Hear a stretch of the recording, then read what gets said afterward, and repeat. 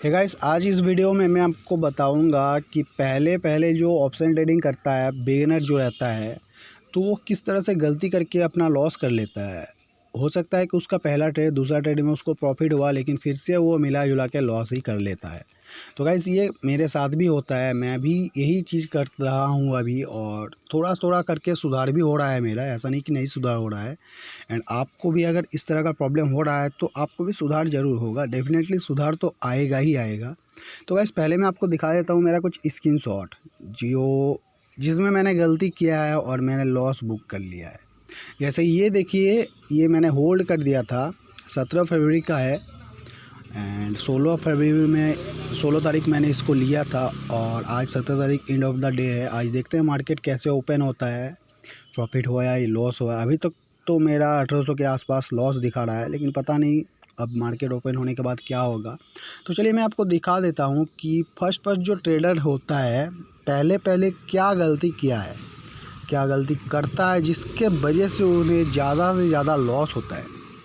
तो मैं फर्स्ट से दिखा रहा हूँ आपको। देखिए, ये 6 जनवरी का है, इसमें मेरा उसके भी आगे ऐसा है। देखिए, ये है मेरा 25 नवंबर का है, जिस दिन से मैंने स्टार्ट किया था ऑप्शन ट्रेडिंग।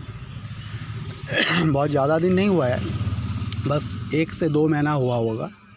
तो पहला दिन मुझे 250 का प्रॉफिट हुआ है, मैं बहुत खुश था। दूसरा दिन देखिए आप 600 का लॉस हो गया है। तीसरा दिन 700 का लॉस, उसके बाद लॉस हुआ, उसके बाद फिर से 900 का प्रॉफिट, फिर से लॉस, फिर से लॉस, फिर से आप देखिए प्रॉफिट, फिर से आप देखिए 800 का लॉस, आप देखिए फिर से 900 का लॉस, फिर देखिए 1000 का लॉस, 1400 का लॉस।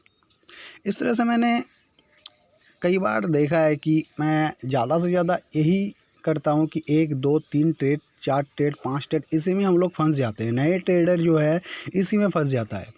एक ट्रेड में अगर उनको प्रॉफिट भी होता है फिर भी लालच आ जाता है मन में, अगर लॉस हो जाता है फिर दिमाग का खराबी हो जाता है एकदम लॉस रिकवर करने के लिए, उसके चक्कर में फिर से लॉस करवा लेते हैं। यही होता है गलती नए ट्रेडर हम लोग का।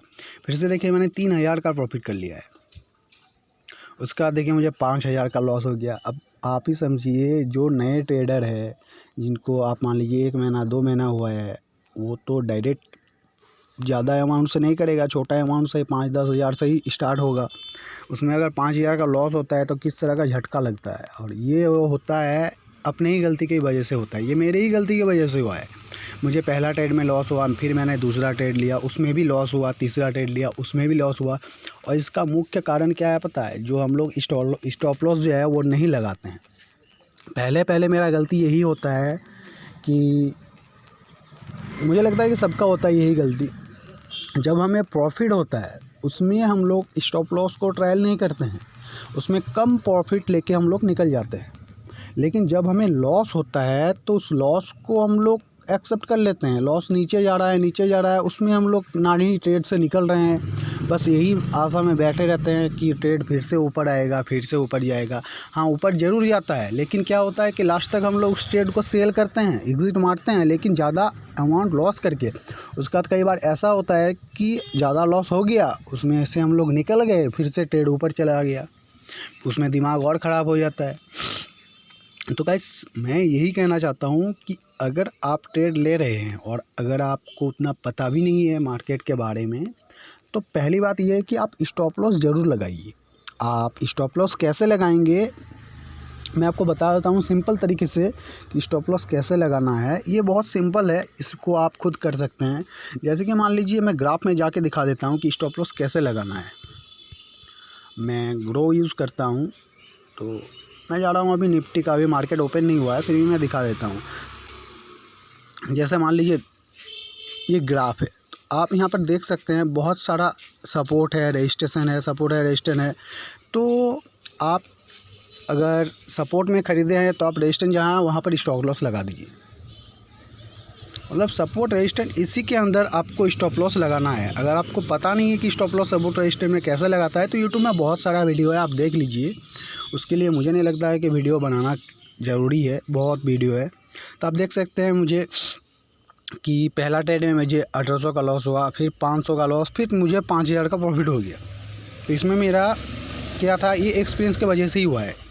पहले तो मैं यही करता था कि लेता था ट्रेड अगर प्रॉफिट में जा रहा है तो ज़्यादा प्रॉफिट बुकिंग करने का मुझे दम ही नहीं रहता है, इमोशनल कंट्रोल ही नहीं रहता है हम लोग का। कम प्रॉफिट में ही हम लोग एग्जिट कर देते हैं और लास्ट में देखते हैं क्या कि मैंने 500 का प्रॉफिट का, ट्रेड 5000 का प्रॉफिट दे रहा है, उसमें भी ख़राब लगता है।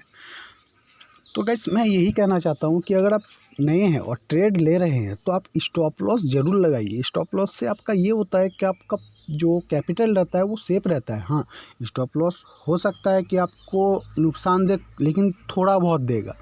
अगर मार्केट बहुत ज़्यादा नीचे आता है तो आपका कैपिटल सेफ हो जाएगा, आप मार्केट से आगे ही निकल जाएंगे। फिर बाद में आप बहुत नीचे जब जाएगा उसमें एंट्री मार लीजिए, फिर जब रिवर्स मारेगा आपका प्रॉफिट ही होगा। तो गाइस अगर नए ट्रेडर आप है तो आप स्टॉप लॉस ज़रूर लगाइए। और स्टॉप लॉस लगाने के बाद ऐसा नहीं है कि छोड़ देना है, ये जुआ नहीं है। आपको मार्केट के ऊपर ध्यान देना होगा, मार्केट को देखना होगा। अगर आप ट्रेड ले रहे हैं तो ट्रेड को देखते रहिए, 1 मिनट के लिए भी इधर उधर नहीं जाइए। ट्रेड कब जाएगा ऊपर कब नीचे जाएगा कोई नहीं जानता है, इसलिए अगर आप ट्रेड ले रहे हैं तो ट्रेड को देखिए और स्टॉप लॉस लगाइए। स्टॉप लॉस को ट्रायल करते रहिए। मान लीजिए आप 100 में ख़रीदे हैं कोई ट्रेड, तो उसका स्टॉप लॉस मान लीजिए 85, 85 या 80 में लगा दिए। लेकिन अगर ट्रेड आपका फेवर में जा रहा है, 100 में लगाए आप, तो आपका ट्रेड हो सकता है कि 120, 130 चला गया, तो आपका स्टॉप लॉस जहां 85 में, 85 में है, आप उसको बढ़ा के 105, 105 कर दीजिए, 110, इसको 10 कर दीजिए। तो उसमें क्या होगा, अगर मार्केट नीचे आ जाता है तुरंत, बहुत जल्दी मूवमेंट करता है, अगर बहुत जल्दी मूवमेंट करके नीचे आ गया तो आप प्रॉफिट में ही रहेंगे। इसलिए स्टॉप लॉस ज़रूर लगाइए और स्टॉप लॉस को ट्रेल करते रहिए। गाइस अगर आपको वीडियो अच्छा लगा है तो लाइक कर दीजिए और चैनल को अगर आपका मन है तो सब्सक्राइब कर दीजिए, नहीं तो कोई दिक्कत नहीं, छोड़ दीजिए। Okay bye.